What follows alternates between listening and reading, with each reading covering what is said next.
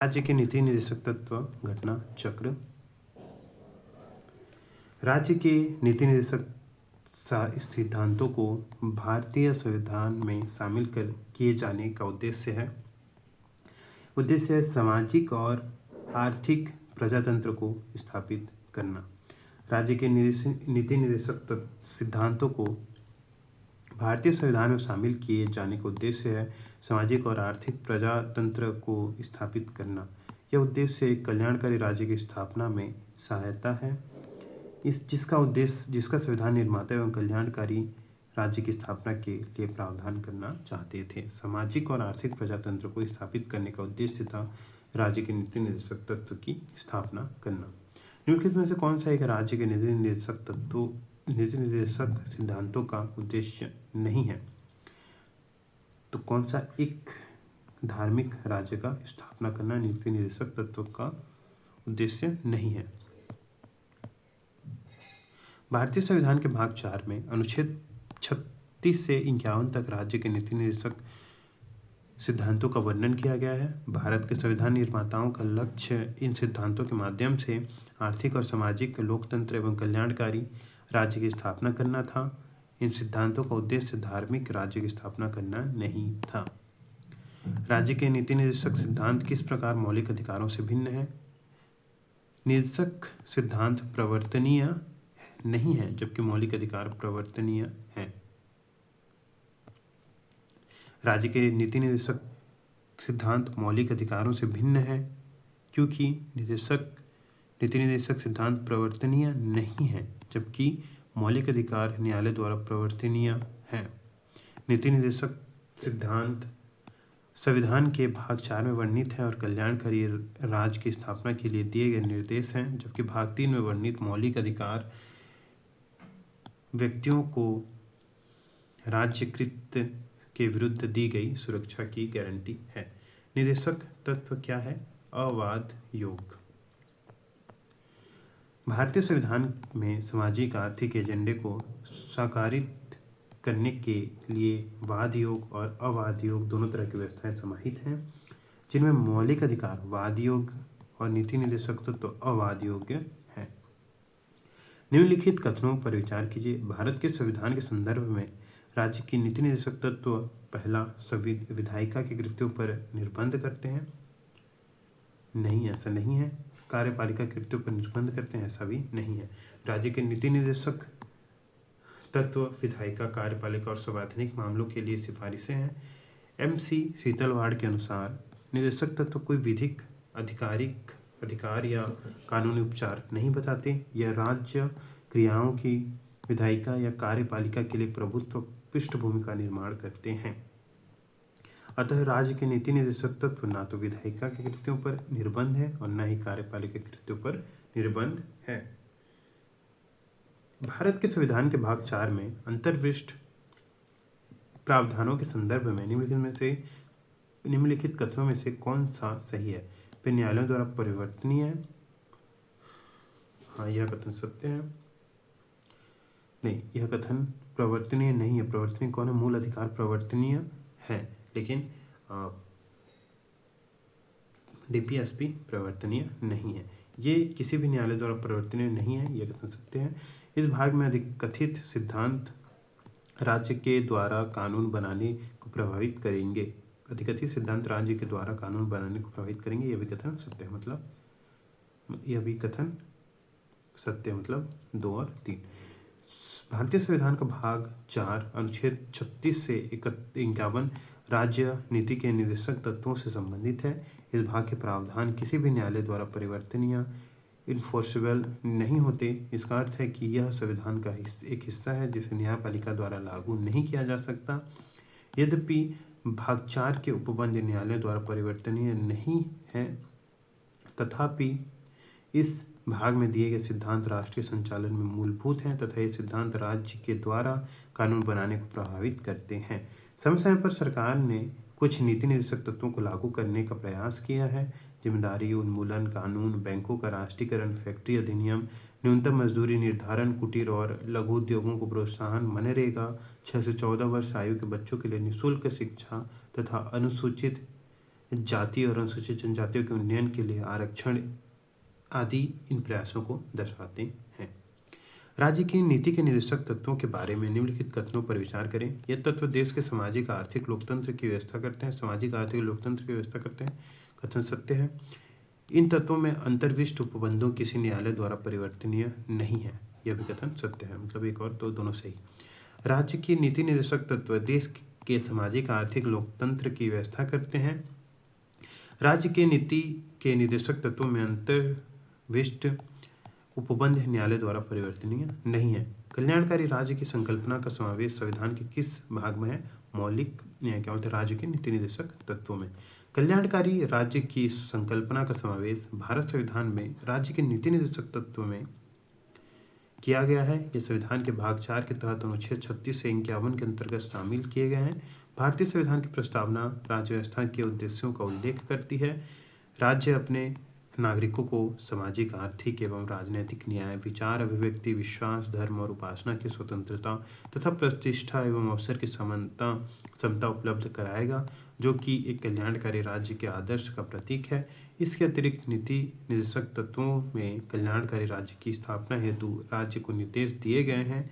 इस प्रकार प्रस्तावना एवं नीति निर्देशक तत्व दोनों में कल्याणकारी राज्य का विचार पाया जाता है। तथापि यदि दोनों के चयन का विकल्प ना हो तो इनका उत्तर नीति निर्देशक तत्व ही होगा। उल्लेखनीय है कि संघ लोक सेवा आयोग द्वारा अपनी उत्तर कुंजी में इस प्रश्न का उत्तर नीति निर्देशक तत्व ही दिया गया। भारत के संविधान का कौन सा भाग कल्याणकारी राज्य के आदर्श की घोषणा करता है? राज्य के नीति निर्देशक तत्व। संविधान का कौन सा भाग कल्याणकारी राज्य का आदर्श घोषित करता है? राज्य के नीति निर्देशक तत्व। भारत का कल्याणकारी राज्य होने का विचार कहाँ पाया गया? राज्य के नीति निर्देशक तत्व और मौलिक अधिकार में, नहीं, संविधान की प्रस्तावना में और राज्य के नीति निर्देशक तत्व में। राज्य के नीति निर्देशक तत्व सहज अध्ययन के लिए निम्न में से कौन से भागों में विभाजित किए जाते हैं? 3 भागों में, समाजवादी, उदार बौद्धिकतावादी और गांधीवादी। 3 भागों में विभाजित किए जाते हैं। भारतीय संविधान के अंतर्गत राज्य के नीति निर्देशक तत्वों का उल्लेख भाग 4 के अनुच्छेद 36 से 51 के तहत है। इसे आयरलैंड के संविधान से लिया गया है। राज्य के नीति निर्देशक तत्वों को सहज अध्ययन के लिए समाजवादी, उदार बौद्धिकवादी, गांधीवादी, मानवाधिकार, सामाजिक एवं आर्थिक कल्याण आदि भागों में विभाजित किया जा सकता है। राज्य के नीति निर्देशक तत्वों की प्रवृत्ति सकारात्मक है और एक गैरवाद योग है। भारतीय संविधान में निम्नलिखित नीति निर्देशक तत्वों की प्रेरणा हमें किस संविधान से प्राप्त हुई है? आयरलैंड के संविधान से। भारतीय संविधान में राज्य के नीति निर्देशक तत्वों के निम्न में से किस देश के संविधान से लिया गया है? आयरलैंड से।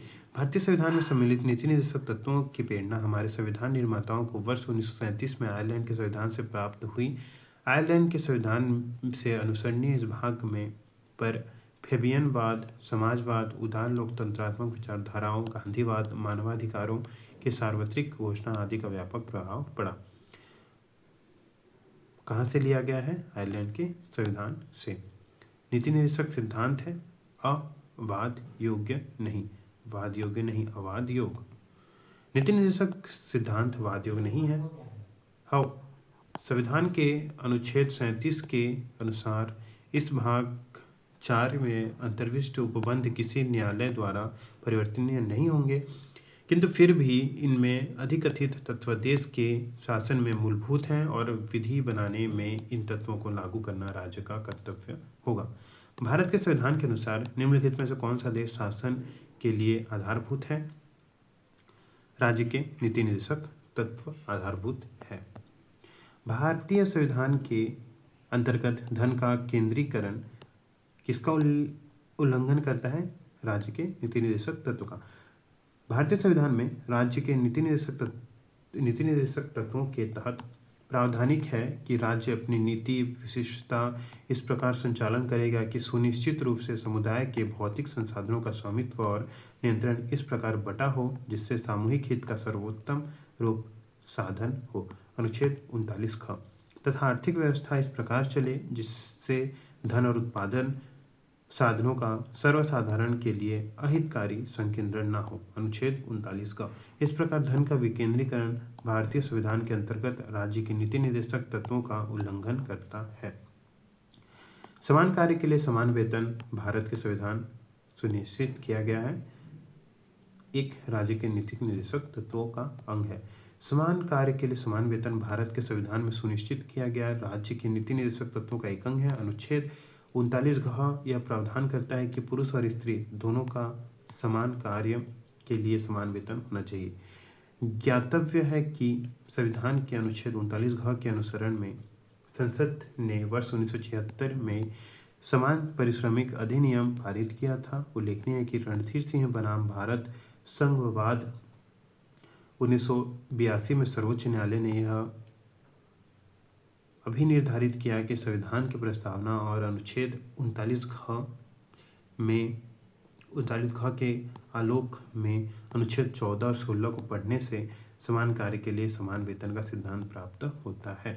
निम्नलिखित में से कौन सा राज्य के नीति निर्देशक तत्वों में निहित है? अपराधों के लिए दोष सिद्धि के विरुद्ध के संबंध में संरक्षण है, नहीं है। पुरुषों और स्त्रियों दोनों का समान वेतन है। निम्नलिखित में से कौन सा एक मौलिक अधिकार नहीं है? उत्पीड़न के खिलाफ अधिकार है, कानून के समक्ष बराबरी है, धर्म पालन की स्वतंत्रता है। समान काम के लिए वेतन नहीं है मौलिक अधिकार, ये डीपीएसपी है। समान काम के लिए समान वेतन का उल्लेख संविधान के मौलिक अधिकारों में ना होकर राज्य के नीति निर्देशक तत्वों के अंतर्गत अनुच्छेद 39 घ में किया गया है, जबकि प्रश्न में शेष विकल्पों में संविधान में मौलिक अधिकारों के रूप में किया गया है। भारत में निम्नलिखित में से किसके अंतर्गत पंचायती राज प्रणाली की व्यवस्था की गई है? पंचायती राज प्रणाली की व्यवस्था राज्य के नीति निर्देशक तत्वों के अंतर्गत की गई है अनुच्छेद 40 में, जिसमें राज्य में ग्राम पंचायतों का गठन का प्रावधान है। निम्नलिखित में से कौन सा अनुच्छेद ग्राम पंचायत के गठन के लिए राज्य सरकारों के निर्देश है? अनुच्छेद 40। निम्नलिखित अनुच्छेदों में से कौन सा राज्य सरकार को ग्राम पंचायतों के संगठन के लिए निर्देशित करता है? अनुच्छेद 40। भारत के संविधान के अंतर्गत ग्राम पंचायतों का गठन एक नीति निर्देशक सिद्धांत है। ग्राम पंचायतों का गठन अनुच्छेद 40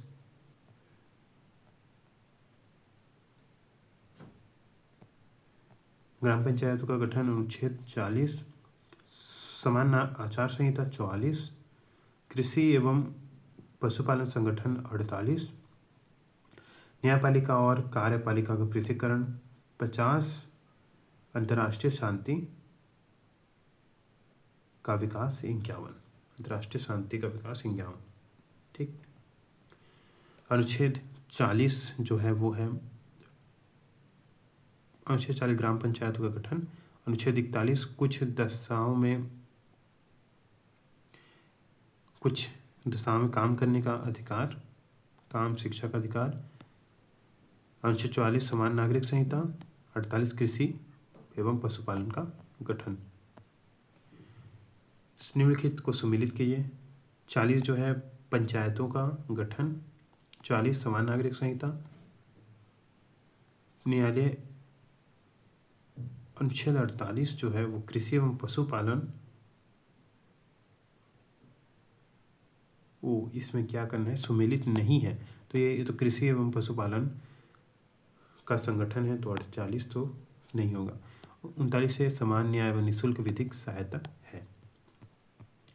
भारत के संविधान में वर्णित नीति निर्देशक तत्व सुमेलित युग्म को पहचानिए।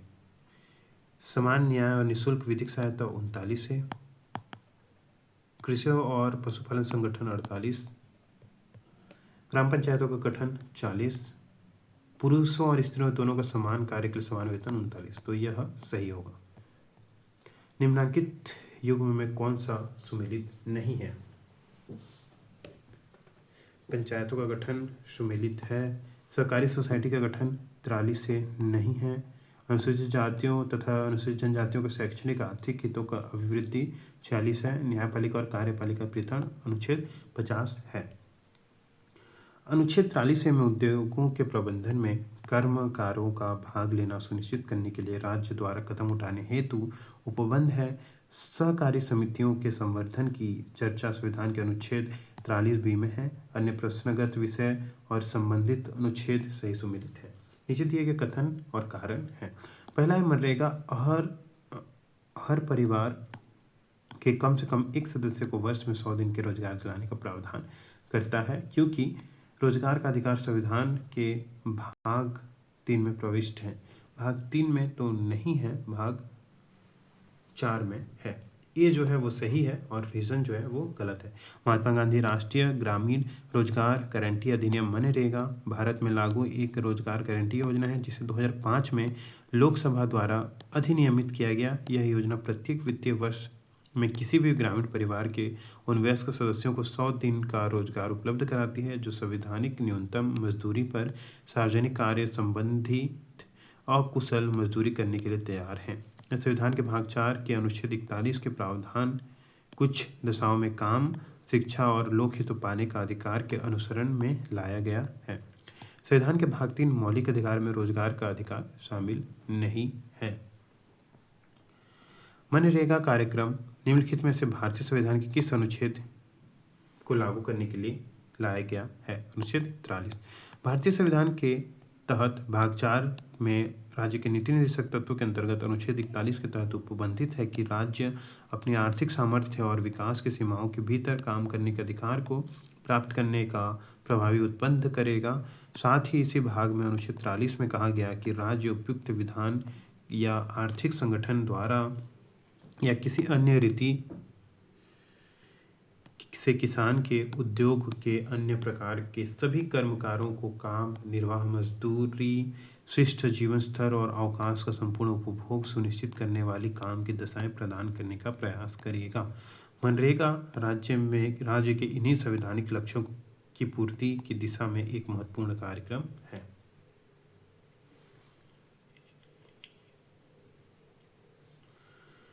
बयालीसवें संविधान संशोधन द्वारा किस अनुच्छेद के माध्यम से श्रमिकों की प्रबंध में भागीदारी सुनिश्चित की गई? अनुच्छेद 43A के माध्यम से।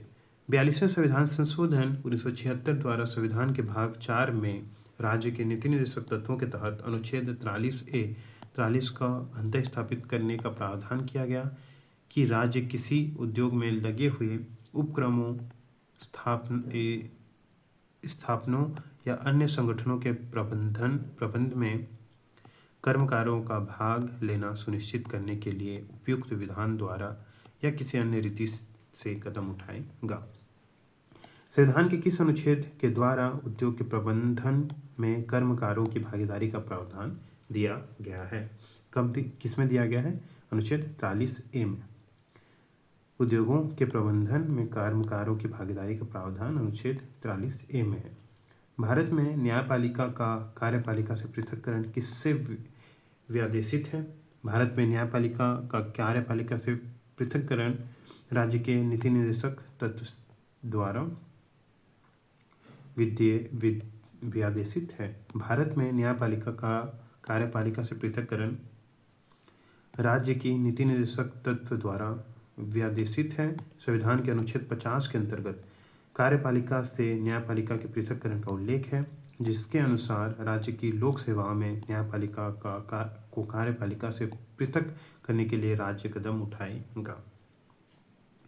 राज्य के नीति निर्देशक सिद्धांतों के निम्नलिखित अनुच्छेदों में से कौन सा अंतर्राष्ट्रीय शांति और सुरक्षा के संवर्धन से संबंधित है? कौन सा? 51। जो 51 है वो है अंतर्राष्ट्रीय शांति और सुरक्षा के संवर्धन से संबंधित है। अनुच्छेद 41 काम, शिक्षा, लोक सहायता पाने का अधिकार है। अनुच्छेद 43 का उद्योगों के प्रबंध में कर्मकारों के भाग लेने का अधिकार है। अनुच्छेद 48 पर्यावरण संरक्षण तथा संवर्धन और वन तथा वन्य जीवों की रक्षा है। भारत के संविधान में अंतर्राष्ट्रीय शांति और सुरक्षा की वृद्धि का उल्लेख कहाँ है? उल्लेख राज्य के नीति निर्देशक तत्वों में है। भारतीय संविधान के अनुच्छेद 51 के अंतर्गत राज्य के नीति निर्देशक तत्वों में अंतर्राष्ट्रीय शांति और सुरक्षा की अभिवृद्धि का उल्लेख है। इसके अनुसार अंतर्राष्ट्रीय शांति और सुरक्षा की अभिवृद्धि का उल्लेख है। राष्ट्रों के बीच न्याय संगत और सम्मानपूर्ण संबंधों को बनाए रखने का उल्लेख है। संगठित लोगों के एक दूसरे से व्यवहारों में अंतर्राष्ट्रीय विधि और संधिवाद्यताओं के प्रति आदर बढ़ाने और अंतर्राष्ट्रीय विवादों की मध्यस्थता द्वारा निपटारे के लिए प्रोत्साहन देने का प्रयास करेगा। भारतीय संविधान का कौन सा भाग अंतर्राष्ट्रीय शांति और सुरक्षा के प्रति राज्य के उत्तरदायित्व का उल्लेख करता है? राज्य के नीति निर्देशक तत्व। भारतीय संविधान का कौन सा अनुच्छेद भारत की विदेश नीति से संबंधित है? अनुच्छेद 51। भारत निम्नलिखित में से कौन सा संविधान के 42वें संविधान संशोधन द्वारा नीति निर्देशक तत्व में नहीं जोड़ा गया? शोषण के विरुद्ध बच्चों एवं अल्पवयों की सुरक्षा जोड़ा गया था। समान न्याय एवं समान निःशुल्क सहायता जोड़ा गया था। समान आचार संहिता नहीं जोड़ा गया था। उद्योगों के प्रबंधन में श्रमिकों की भागीदारी जोड़ा गया था। समान आचार संहिता को 42वें संविधान संशोधन अधिनियम द्वारा शामिल नहीं किया गया। यह मूल अधिकार के तहत अनुच्छेद 44 में वर्णित है। निम्नलिखित प्रावधान 42वें संविधान संशोधन अधिनियम द्वारा नीति निर्देशक तत्वों में जोड़े गए हैं। बच्चों को स्वास्थ्य विकास के अवसर और सुविधाएं तथा शोषण से बच्चों एवं अल्पवय व्यक्तियों की सुरक्षा। अनुच्छेद 49 समान न्याय तथा निःशुल्क कानूनी सहायता। अनुच्छेद 39 उद्योगों के प्रबंधन में श्रमिकों की भागीदारी। अनुच्छेद 43 और पर्यावरण का संरक्षण तथा संवर्धन एवं वन्य तथा वन्य जीवों की रक्षा। अनुच्छेद 48 में है। संविधान के 42वें संशोधन द्वारा निम्नलिखित में से कौन सा सिद्धांत राज्य के नीति निर्देशक तत्वों में जोड़ा गया? उद्योगों के प्रबंधन में कामगारों की सहभागिता। संविधान निम्न में से किसके शोषण के विरुद्ध अधिकार स्वीकृत करता है? बच्चों के विरुद्ध, स्त्रियों के विरुद्ध और जनजातियों के विरुद्ध। निम्नलिखित में से कौन सा एक राज्य नीति निर्देशक तत्व नहीं है? मद्य निषेध है।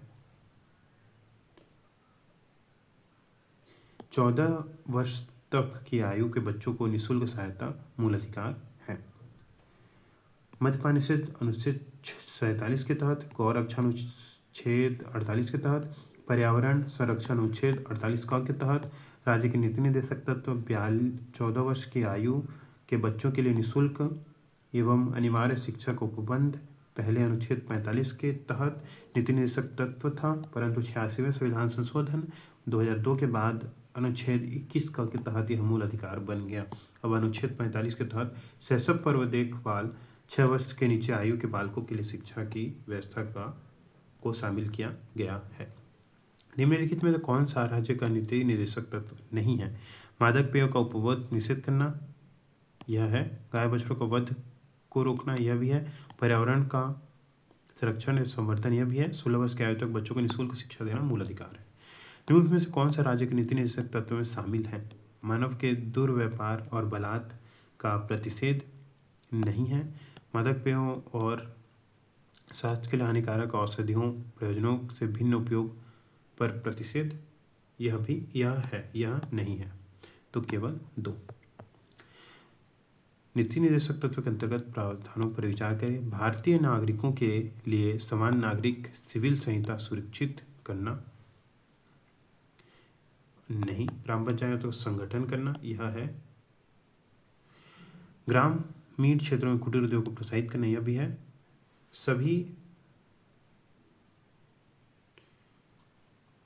सभी कर्मकारों के लिए यथोचित अवकाश एवं सांस्कृतिक अवसर सुरक्षित करना, यह नहीं है। तो केवल 2 और 3। निम्नलिखित में से भारत के संविधान में के किसके पर्यावरण संरक्षण एवं संवर्धन तथा वन व वन्य जीव की रक्षा के प्रावधान पाए जाते हैं? मूल कर्तव्यों में और राज्य के नीति निर्देशक तत्वों में। 42वें संविधान संशोधन अधिनियम 1976 द्वारा संविधान में राज्य नीति निर्देशक तत्वों के तहत जोड़े गए अनुच्छेद 48A के अनुसार राज्य देश के पर्यावरण के संरक्षण तथा संवर्धन का और वन्य तथा वन्य जीवों की रक्षा करने का प्रयास करेगा। साथ ही संविधान में मूल कर्तव्यों के तहत अनुच्छेद 51A 51 क 6 के अनुसार भारत के प्रत्येक नागरिक का यह कर्तव्य होगा कि वह प्राकृतिक पर्यावरण की, जिसके अंतर्गत वन, झील, नदी और वन्य जीव हैं, रक्षा करे और उसका संवर्धन करे और प्राणी मात्र के प्रति दयाभाव रखे। निम्नलिखित में से कौन सा एक राज्य नीति निर्देशक सिद्धांत में सम्मिलित है? कौन सा सम्मिलित है? राज्य के देश के पर्यावरण संरक्षण और संवर्धन का प्रयास करेगा। राज्य के नीति निर्देशक सिद्धांतों में से निम्न में से किसके बारे में संविधान शांत है? प्रौढ़ शिक्षा के बारे में शांत है। बाल शिक्षा, शिशु शिक्षा के लिए कहा गया है, लेकिन प्रौढ़ शिक्षा की बात उसमें नहीं की गई है। निम्नलिखित में से कौन सा एक राज्य के नीति निर्देशक सिद्धांत संविधान बाद में जोड़ा गया? ग्राम पंचायतों का संगठन आगे था, गौवध निषिद्ध था, मुफ्त कानूनी सलाह बाद में 39A के तहत जोड़ी गई 42वें संविधान संशोधन के द्वारा। राष्ट्रीय विधिक सेवा प्राधिकरण के संदर्भ में निम्नलिखित कथनों पर विचार करें। इसका उल्लेख समान अवसरों के आधार पर समाज के कमजोर वर्गों को निःशुल्क एवं सक्षम विधिक सेवाएं उपलब्ध कराना है। यह देश भर में विधिक कार्यक्रमों और योजनाओं को लागू करने के लिए राज्य विधिक सेवा प्राधिकरणों को निर्देश जारी करता है। यह भी है। राज्य नीति के निर्देशक तत्वों के तहत अनुच्छेद 39 के अनुसरण में राष्ट्रीय विधिक सेवा प्राधिकरण समाज के कमजोर वर्गों को निःशुल्क सक्षम विधिक सेवाएं उपलब्ध कराता है। साथ ही यह देश भर में विधिक कार्यक्रमों और योजनाओं को लागू करने के लिए विधिक सेवा प्राधिकरणों को निर्देश एवं वित्तीय अनुदान प्रदान करता है। भारत में विधिक सेवाएं प्रदान करने वाले प्राधिकरण निम्न में से किस प्रकार के नागरिक को निःशुल्क विधिक सेवाएं प्रदान करता है? वह 1 लाख रुपए से कम आय वाले व्यक्ति को करता है और 2 लाख से कम वार्षिक आय वाले ट्रांसजेंडर को करता है। 3 लाख से कम आय वाले अन्य पिछड़ा वर्ग को नहीं करता। सभी वरिष्ठ नागरिकों को नहीं करता। तो 1 और 2 केवल। संविधान में राज्य नीति के निर्देशक तत्वों के अनुच्छेद 39A के अनुसरण में भारत में विधिक सेवा प्रदान करने वाले प्राधिकरण विधिक सेवा प्राधिकरण अधिनियम 1987 की धारा 12 के अंतर्गत पात्र व्यक्तियों को निःशुल्क विधिक सेवाएं प्रदान करते हैं। निःशुल्क विधिक सेवाएं प्राप्त करने हेतु निम्न व्यक्ति पात्र होते हैं: महिला और बच्चे, अनुसूचित जाति और जनजाति सदस्य, बड़े पैमाने पर प्राकृतिक औद्योगिक आपदा, जातीय हिंसा, बाढ़, सूखा, भूकंप से पीड़ित औद्योगिक कामगार, मानसिक रोगी या दिव्यांग व्यक्ति, हिरासत में व्यक्ति, वे व्यक्ति जिनकी आय केंद्र राज्य सरकार द्वारा अधिसूचित आय की सीमा से कम है, मानव तस्करी या बेगारी से पीड़ित व्यक्ति। उपयुक्त अधिनियम की धारा 12H के अंतर्गत विभिन्न राज्यों या केंद्र शासित प्रदेशों में निःशुल्क विधिक सेवा प्राप्त करने हेतु आय सीमा भिन्न भिन्न है। यह सीमा कतिपय अपवादों के अतिरिक्त अधिकांश राज्यों में 1 लाख रुपए से कुछ राज्यों में 1.5 लाख रुपए या 3 लाख रुपए तक निर्धारित है। दिल्ली विधिक सेवा प्राधिकरण 1 लाख रुपए से कम वार्षिक आय वाले व्यक्ति और 2 लाख से कम वार्षिक आय वाले ट्रांसजेंडर्स को निःशुल्क विधिक सेवा प्रदान करता है। दिल्ली विधिक सेवा 2 लाख रुपए से कम वार्षिक आय वाले वरिष्ठ नागरिकों को भी निःशुल्क विधिक सेवा प्रदान करता है। इनमें से कौन सा राज्य के नीति निर्देशक सिद्धांतों में शामिल नहीं है? मद है, सूचना का अधिकार नहीं है। निम्नलिखित में से कौन सा नीति निर्देशक तत्व है? समान नागरिक संहिता। अनुच्छेद 44 के तहत राज्य द्वारा भारत के समस्त राज्य क्षेत्र में नागरिकों के लिए एक समान नागरिक संहिता कॉमन सिविल कोड प्राप्त करने का प्रयास करना नीति निर्देशक तत्वों में शामिल किया गया है। निम्नलिखित में से राज्य के नीति निर्देशक सिद्धांतों के विषयों की पहचान कीजिए। मद निषेध है। फैक्ट्रियों में कारखानों में बल निषेध है? नहीं, ये नहीं है। बेगार अथवा बलात् निषेध, यह भी नहीं है। अस्पृश्यता निषेध, यह भी नहीं है। केवल मद निषेध। मद निषेध संविधान के अनुच्छेद 47 के तहत राज्य के नीति निर्देशक सिद्धांतों का विषय है, जबकि फैक्ट्रियों एवं कारखानों में बल श्रम निषेध अनुच्छेद 24, बेगार एवं बलात् अनुच्छेद 23 तथा अस्पृश्यता 17 संविधान में प्रदत्त मौलिक अधिकारों के भाग है। निम्न में से एक राज्य के नीति निर्देशक तत्व नहीं है। राज्य सुनिश्चित करने का प्रयास करेगा कि पुरुष में महिलाओं को समान कार्य तो समान वेतन है, जीविका उपार्जन हेतु पर्याप्त साधनों का समान अधिकार है। अस्पृश्यता उन्मूलन नहीं है, यह अनुच्छेद 17 में दिया गया है। राज्य के नीति निर्देशक सिद्धांत का ऐसा एक चेक है जो बैंक की असुविधाजनक अदा किया जाता है। किसने कहा है? केटी शाह ने कहा था कि राज्य के नीति निर्देशक तत्व एक ऐसा चेक है जो बैंक की सुविधा अनुसार अदा किया जाता है। भारत के संविधान के संदर्भ में निम्नलिखित कथनों पर विचार करें। मूल अधिकार, मूल कर्तव्य, राज्य के नीति निर्देशक तत्व। भारत सरकार द्वारा आरंभ किए गए राष्ट्रीय सामाजिक सहायता कार्यक्रम में भारत के संविधान में उपयुक्त उपबंधों में से कौन से पूरे होते हैं? तीनों होते नहीं, केवल 3 होते हैं। 15 अगस्त 1995 में प्रारंभ राष्ट्रीय सामाजिक सहायता कार्यक्रम संविधान प्रदत्त राज्य के नीति निर्देशक तत्वों अर्थात राज्य के संवैधानिक लक्ष्यों, विशेषकर अनुच्छेद 41 के तहत बेरोजगारी, वृद्धावस्था आदि की स्थिति में लोक सहायता संबंधी निर्देश की प्राप्ति की दिशा में एक महत्वपूर्ण कदम है। भारतीय संविधान के भाग 4 में दिए गए निर्देशित सिद्धांतों में से कौन सा एक सूचीबद्ध है? समान कार्य के लिए समान वेतन है, समान नागरिक संहिता है, छोटे परिवार का मानदंड नहीं है, तो केवल 1 और 2। भारतीय संविधान के भाग 4 में दिए गए निर्देशित सिद्धांतों में अनुच्छेद 39 में समान कार्य के लिए समान वेतन, अनुच्छेद 44 में नागरिकों के लिए समान नागरिक संहिता सूचीबद्ध है, जबकि अनुच्छेद 350 का प्राथमिक स्तर पर मातृभाषा में शिक्षा देने के निर्देश देता है। हालांकि यह भाग 4 में उल्लिखित नहीं